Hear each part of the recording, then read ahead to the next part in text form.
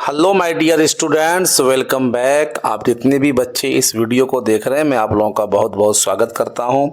तो प्यारे बच्चे, आपने अगर मेरे पिछले क्लासेस को देखा होगा तो उसमें हमने गणित की प्रकृति और वेन हेले के सिद्धांतों को पढ़ाया था। आज के क्लास में हम बात कर रहे हैं एनसीएफ 2005 के बारे में, यानी कि राष्ट्रीय पाठ्यचर्या रूपरेखा 2005।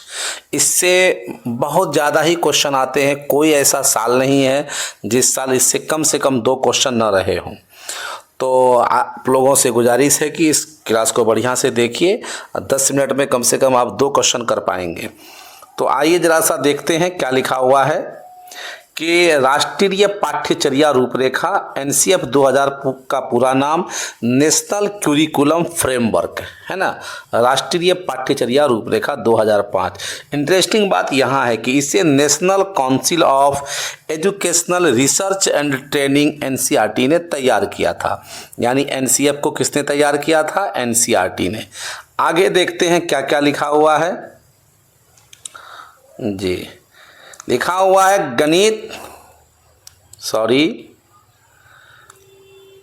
एक नंबर में है एनसीएफ 2005 का पूरा नाम। दूसरा नंबर में देखते हैं क्या लिखा हुआ है कि गणित शिक्षण का मुख्य उद्देश्य।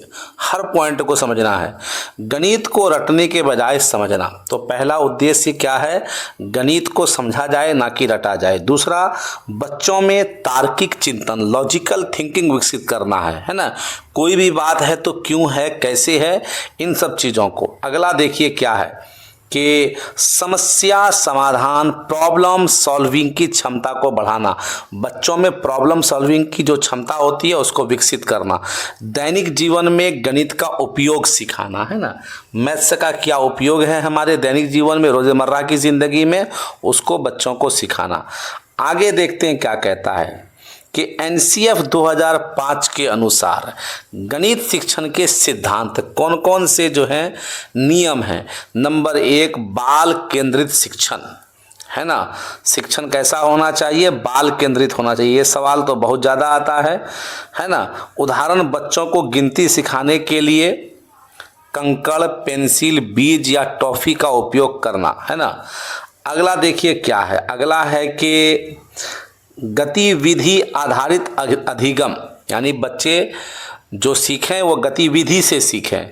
जैसे कागज मोड़कर वर्ग और आयत बनाना, डोरी से त्रिभुज बनाना है ना। अगला है सीखते हुए करना, लर्निंग बाय डूइंग। जो भी कोई भी काम दिया जाए बच्चों को ताकि वो उससे सीखे। जैसे मीटर स्केल से कक्षा की लंबाई और चौड़ाई मापना। अगर बच्चे को क्षेत्रफल सिखा रहे हैं तो वो कमरा की लंबाई चौड़ाई क्या है, इससे उसको क्षेत्रफल निकालने के सिखाया जाए। अगला देखिए क्या है कि खेल आधारित शिक्षण, प्ले वे मेथड। बच्चों को कंकड़, गेंद, टॉफी या ब्लॉक गिनवाना है ना। अलग अलग तरीके से बच्चों को जो है खेल से मैथ सिखाना। समूह कार्य एवं चर्चा, ग्रुप लर्निंग एंड डिस्कशन। जैसे 4 से 5 विद्यार्थियों का समूह बनाकर विभिन्न आकृतियों को पहचानने और उनके गुण लिखने के लिए कहना। तो समूह में कार्य करने से और उस पर चर्चा करने से ही बच्चा मैथ से सीखता है। और जो सबसे इम्पोर्टेंट है ये वाला पॉइंट, स्थानीय उदाहरणों का उपयोग। बच्चा को ऐसे उदाहरण दें जो बच्चे रोज़मर्रा की ज़िंदगी में उस कार्य को करते हैं। जैसे बाजार का हिसाब, समय, दूरी, पैसे का लेन देन, ये सब सवाल पूछा जाए बच्चों से, इस पर चर्चा किया जाए तो बच्चे इससे मैथ्स को सीखते हैं। त्रुटियों को सीखने का अवसर मानना, ये भी बहुत इंपॉर्टेंट बात है। अगर बच्चा कोई गलती करता है तो उसको भी समझा जाए कि नहीं, बच्चा सीख रहा है। गलती करने पर बच्चों को डांटना नहीं चाहिए, बल्कि गलती का कारण समझाकर सही दिशा देनी चाहिए। अगला देखिए क्या है कि शिक्षक की भूमिका। एनसीएफ 2005 कहता है कि जो शिक्षक हैं उनकी भूमिका एक मार्गदर्शक की तरह, एक फैसिलिटेटर की तरह है, एक प्रेरक की तरह है, एक सहयोगी की तरह है, एक मोटिवेटर है, वो एक सपोर्टर है। अब इसमें विद्यार्थी की भूमिका क्या है वो देखिए। विद्यार्थी की भूमिका ये है कि वो सक्रिय भागीदारी करते हैं, वो खुद हर चीज़ में शामिल होते हैं, स्वयं खोजकर किसी चीज़ को सीखते हैं, तर्क करना और समाधान निकालना, ये विद्यार्थी की भूमिका है। आगे देखिए जो सबसे इम्पोर्टेंट है एनसीएफ का जो लास्ट पॉइंट है मूल्यांकन।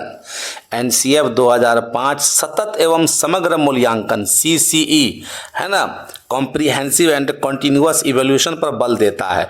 मूल्यांकन केवल वार्षिक परीक्षा से नहीं बल्कि कक्षा में सहभागिता है ना, कक्षा में जो बच्चे मिल करके काम करते हैं उस पर उसकी बात हो रही।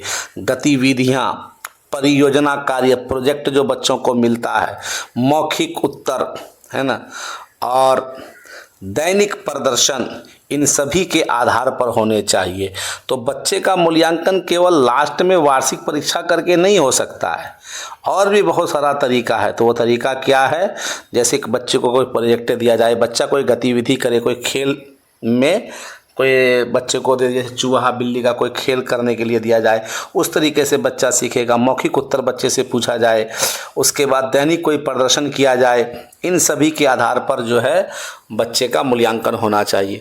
तो प्यारे बच्चे, बस इतना सा एक छोटा सा वीडियो था जिसमें मैंने एनसीएफ 2005 के बारे में बात की, और आगे चल कर के